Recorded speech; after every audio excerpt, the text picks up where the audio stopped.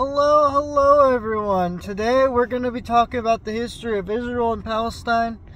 I don't know what to call this video. Maybe the history of Levant, maybe the history of the Holy Land, because I would like to see the end result, in my opinion, about the Israel and Palestine conflict. I know that the news has been talking about it. If you haven't watched the news, it's fine.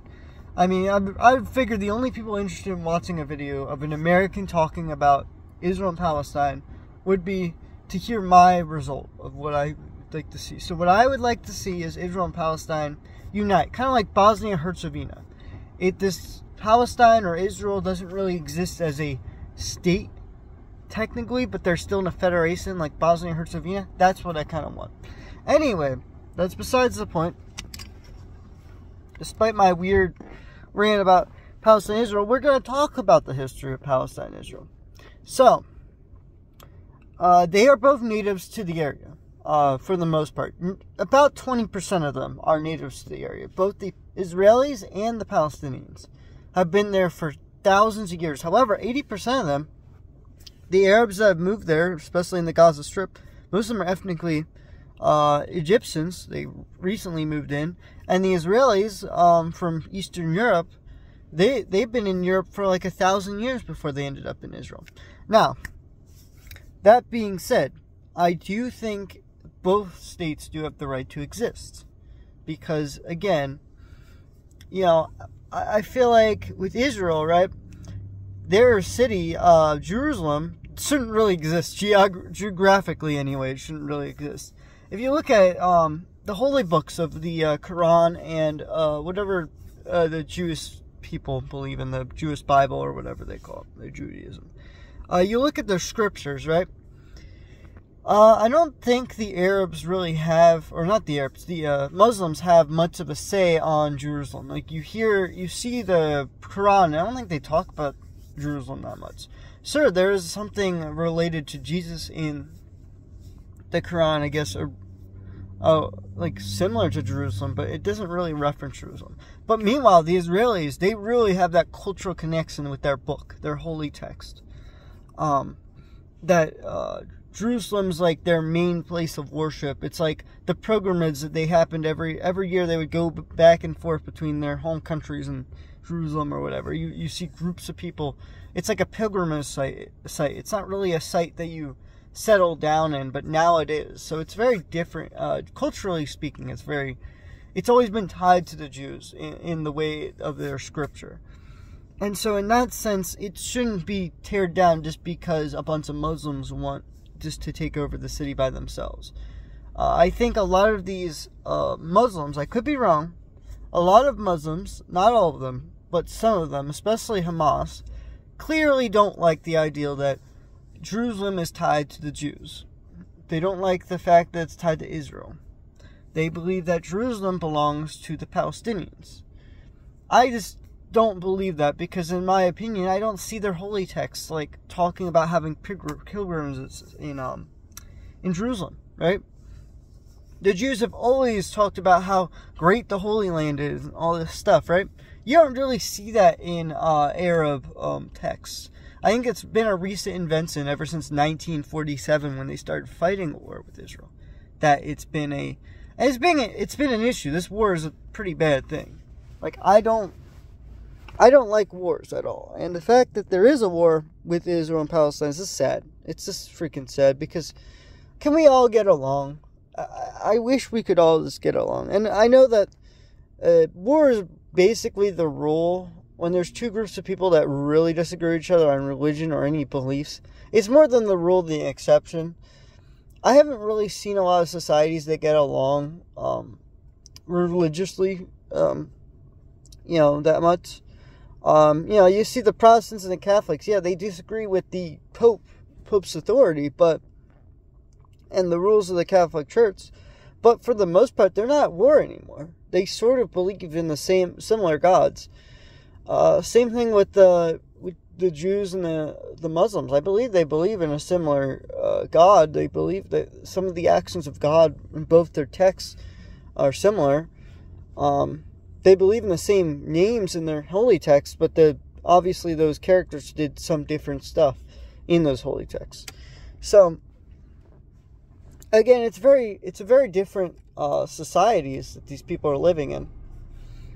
And I don't really know. I mean, I don't really know how religiously tied Israel is to their government. I do think it's more of a secular government. They are Zionists, which is probably their main political ideology, is the fact that they could still pilgrimage. And I think they should always be able to do that. Because it's in their books. It's in their ideology has existed for thousands of years. This isn't just a one-off thing in Israel. Like, the Palestinians act like, oh, this is a one-off thing. No, it's been there the whole time. There's always been pilgrimage sites in Israel, in Jerusalem, and in Tel Aviv. It's always happened. And the fact that the Palestinians don't understand that, and they just ignore the Jewish culture, is kind of it's kind of sad. I wish if people would just keep their mind open. Like, yes, is it wrong what Israel's doing to Gaza, cutting out food supply for some of these citizens that are not related to Hamas? Yes, absolutely. It's absolutely horrible, heartbreaking that some of these kids have to suffer that. Is it going to radicalize some of these kids? Are they going to have child soldiers in Hamas? Yes, they probably will. And I don't know if Israel should be targeting kids who have guns or RPGs, but they probably should. I mean, chances if they're going to die, they might as well target them. I don't know. That's a whole debate. Should you take out child soldiers if they're going to kill you? I think you should, because I mean you either die or they die. It's just sort of the way it is. So, I mean, that's sort of the way life is. It's not really good. I don't know what the solution is, really. But I want a Bosnia and Herzegovina situation. I want groups of people who normally don't get along to federalize, just like Bosnia and Herzegovina. And again, there is no borders between Bosnia and Herzegovina. They don't actually have a correct border. There's not even like a state. Like, like California's a state. Texas is its own state. Like, Arizona and California have their own borders. Yeah, there is no borders between Bosnia and Herzegovina. There's like a sort of like a dotted line, meaning there's somewhat of a boundary there. Some people will identify as Herzegovinan, but for the most part, there are Bosnians living in Herzegovina that say they live in Bosnia. So, like, there's not really defined state boundaries in that federation. That's what I want to see in Israel. I want to see the Israelis accept the Palestinians more, and I want the Palestinians to be more accepting of the pilgrimage sites in Israel, because it's not going away. This culture this refuses to die. The Jewish culture. Not saying that's wrong, whatever. It's not. In fact, their family structure inherently promotes it. If you look at the way family structures are in many societies around the world, Israel has this family structure where the oldest man generally gets most of the inheritance, or almost all of it. And the youngest sons have to go out on a pilgrimage. They have to go buy their own land. They have to go trade more resources, become bankers, or they encourage hard work with that family structure. You look at the Scottish, some of the Germans in the south, near Austria. You look at the Irish, the French, and basically any country that had fascism or Catholicism in their main regions. They promoted this family structure, and the Jews have the same family structure.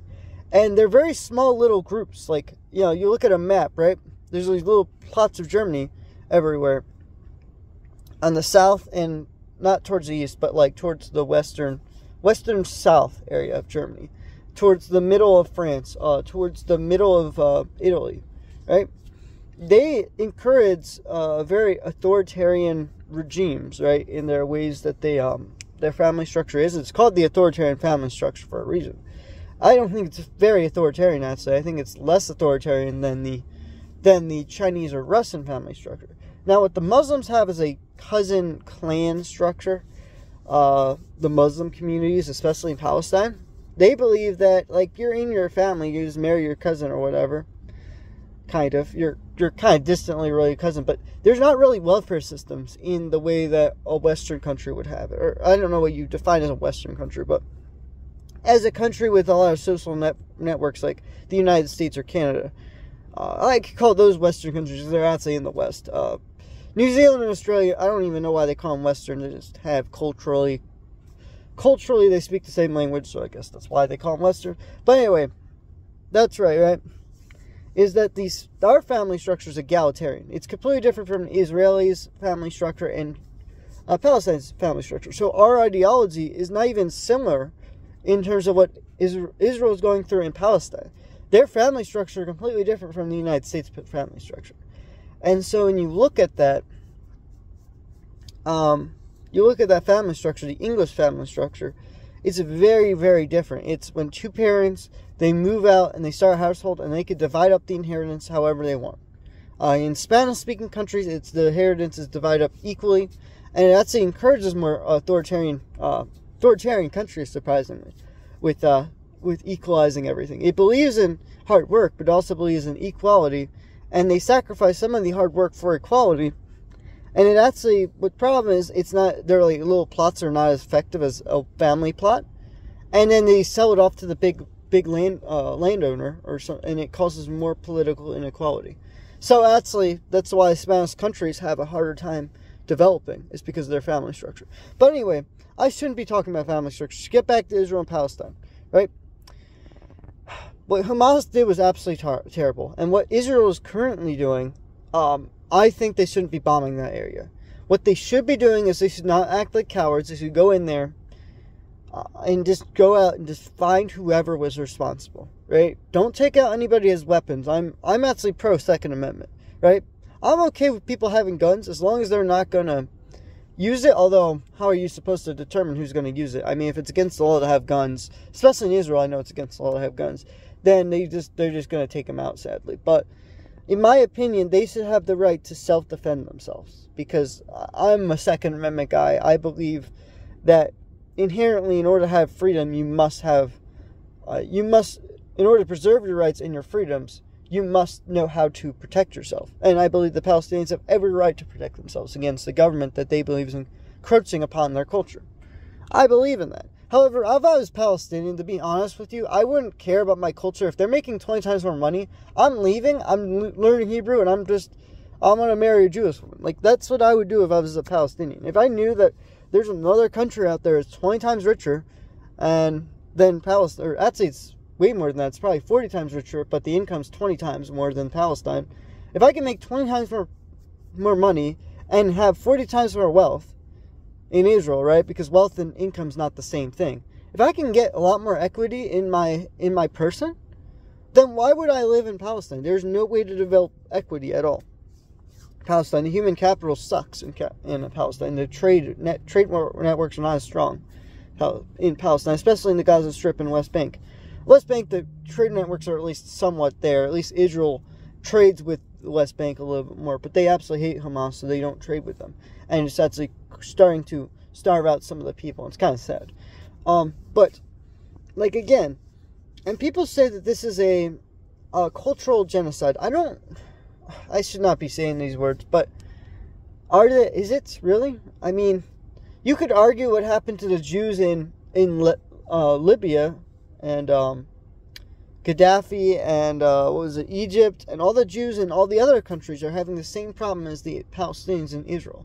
There's only one Jewish state. There are 20 Arab states, and they have treated the Jews in those areas just as bad as the Israelis have treated the Palestinians. You could argue there's terribleness on both sides.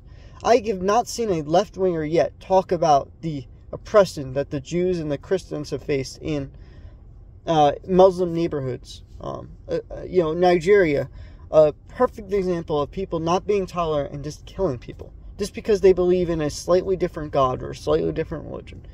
I am so, again, I'm not religious. I don't care. But just to me, the fact that these people, I don't think the Muslims are necessarily bad. Not every Muslim is bad. It's only the very radical people who actually put the action into words, or they put the words into action. They start killing apostates, or they start killing people who believe different from them. Those are the people we should try our best to remove from society. Not like kill them, but like, put them away from everybody else. Put them in jail. Do something.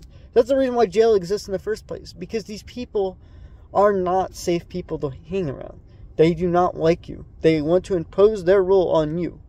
I've always been against imposing rules on people, especially if it's Islamic society, or if it's, Prague or progressive. I call them the Progs because I like to offend them.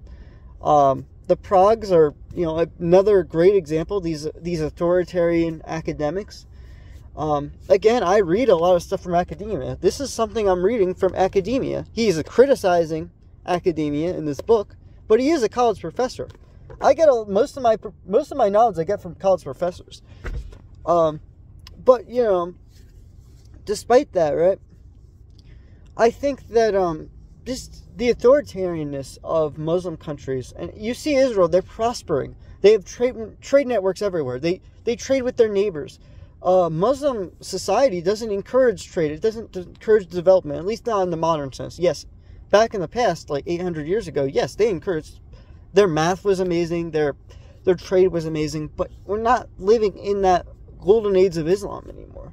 So what we need to encourage Islam to, at least, in my opinion, need to be less radical. You look at Saudi Arabia before the 70s, before everything got radicalized, where women had at least some rights, and you look at Saudi Arabia today, it's no contest. It's ridiculous. The way that it's so different nowadays. And I wish that all these countries that were so authoritarian in their religion, and especially with these monarchies that are, like, I have no problem with their religious monarchy. Like, England is a religious monarchy. I don't like the fact that they have a Church of England tied to a government. It's a little weird, but, you know, as long as they're not oppressing people, England, I would love to go to England, even though I don't believe in their religion, right?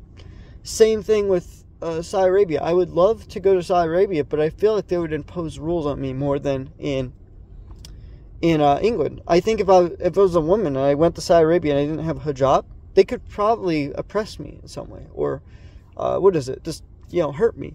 So I would just be afraid of that, you know what I mean? And so that's why I like England a whole lot more, because their rules, well, they have the Church of England, and while there are Pragues now controlling England who are against the church, it's a very weird government system. You know, at least England isn't as oppressive as Saudi Arabia, I could argue. I don't know how true that is, but I believe so. Although Saudi Arabia has a very good social welfare system nowadays. But again, they don't have to. They've been bribing their citizens because their citizens were poorer than other Arab countries. The clan structure, though, again, encourages families to stick together. Very different family structure. They marry off with their cousins. They stay in these clans, and it encourages some different behaviors than in capitalist or, you know, liberal countries. But that's all I have to say. I mean, I believe the end of the war is when Israel and Palestine will accept their differences and will, hopefully, this is what I believe, hopefully Israel will be more accepting of the Palestinians, and there are 20% of Israel does have Palestinians living in there, or at least people who identify as Palestinian. So what I would like is there to be maybe, you know, 40% Palestinian, 20%, 60% Israeli, you know, and eventually I would like that culture, the Israeli-Palestinian culture, to mix, and I want it to be Levant, or whatever, the country, Levant Federation, or whatever they want to call it, right? I think Levant's a good name, but I know Levant is a larger region in Syria and in Syria and Lebanon, so I know Levant's not a good name for a federation, but because it's other countries that are included in the Levant. But, you know, that name's not taken yet, so I would take it.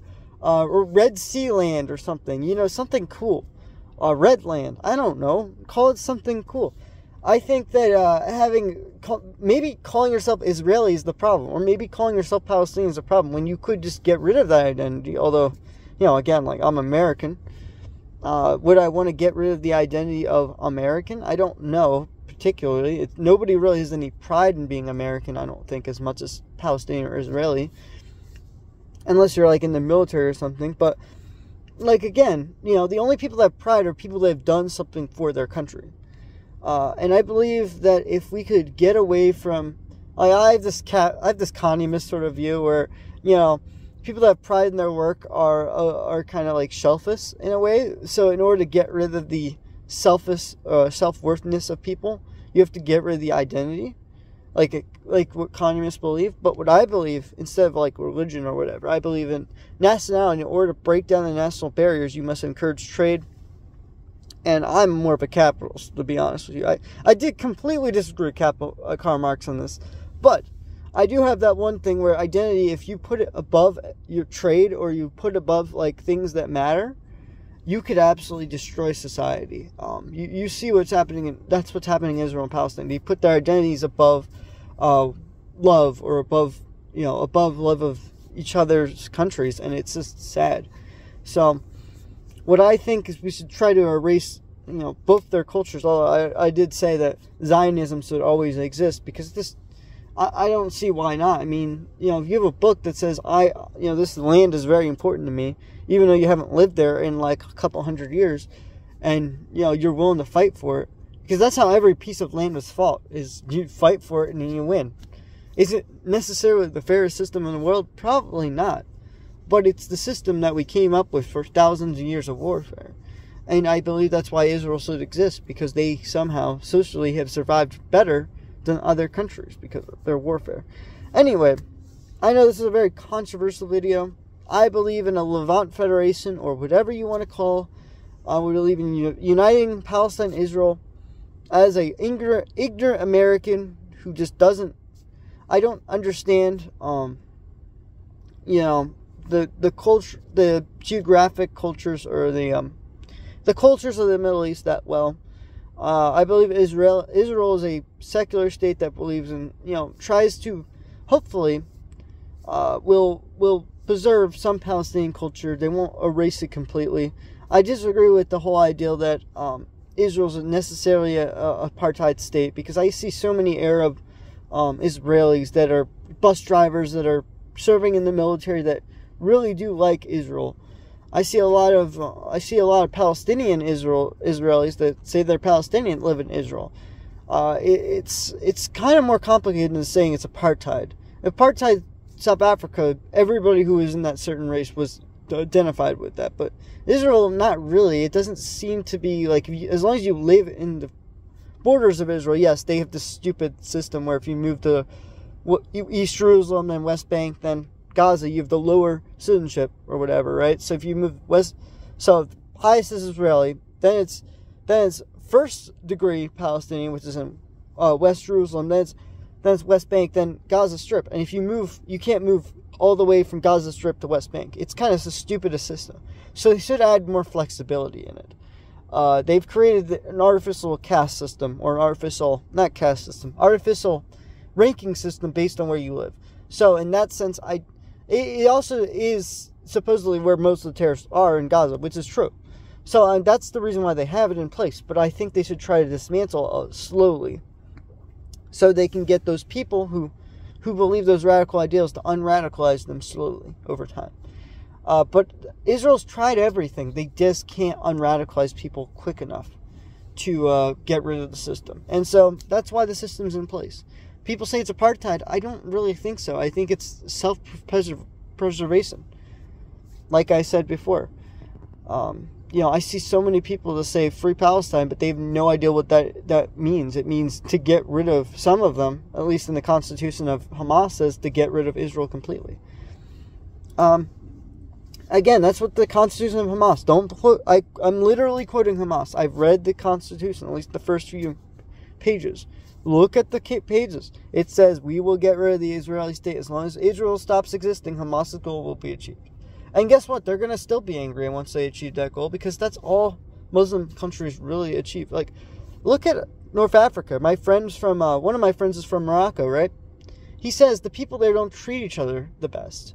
He says, I moved to the United States because they treat each other not the best. I hate the way they treat each other, so I moved here, and I look at I look at every single ethnicity here, and he's like, we all treat each other fairly. We have different religions, different beliefs. He's like, I love how we treat each other so fairly, yet despite our looking different, despite the fact that I'm, white and most people are black. Like, that is amazing. That there's multiple ethnicities interacting in the same building, all speaking different languages, interacting with each other. There's a multilinguistic culture there. And maybe even multicultural. I don't believe in multiculturalism that much. I believe in multilingualism. I do believe that language is the most important aspect of a person. I think we should try to preserve it. I think it's kind of sad that my ancestors, fought so much to keep their culture, and they're dead now. Their culture's gone. Their languages are gone. faded in the dustbin of history, but I'm left out of that. I can at least tell a little bit of their story. Even though I don't know their language and I don't know their culture that well, at least my ancestors tried their best to preserve their culture, right? And so that's what I can try, that's what I think. Israel and Palestine should get to keep their languages and their cultures, but not at the extent that they're oppressing the other culture.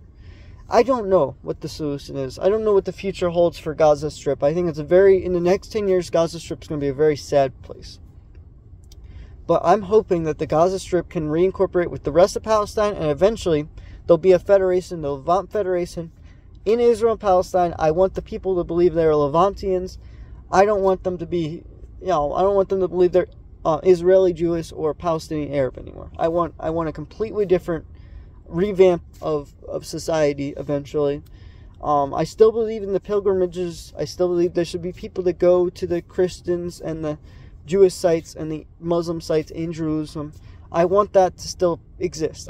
Because the more immigration, the more trade, the more wealth. Israel knows that, and they've been encouraging that. I wish the Palestinian state would encourage the same thing. They would encourage trade instead of violence. They would probably be just as wealthy as Israel. Israel got the worst land, and they turned it into a absolute powerhouse. I'm actually very surprised that they got one of the most worthless pieces of land and turned it into one of the wealthiest countries. That's very surprising. They bought most of that land, and then they fought a war in 1947 to get half the other land. So it's a little bit of a mess. But yes. Anyway, that is my rant on Gaza, Palestine and Israel. I know that, I'm a little weird. I'm not very good at explaining anything in the world. But hopefully you've learned something. Hopefully I slid my mind as an ignorant American on this topic. I really don't care I just want peace and prosperity. That's all I want from these people. I don't want there to be any more wars. I'm tired of sending my tax dollars to these stupid countries that just hate each other. I would rather want peace and prosperity, no hate, all love. That's all I want. And if we can get that someday, if I can get Palestinians and Israelis to agree on that one thing, then that'll be good. All right. Goodbye. You are someone, I am someone else. Goodbye.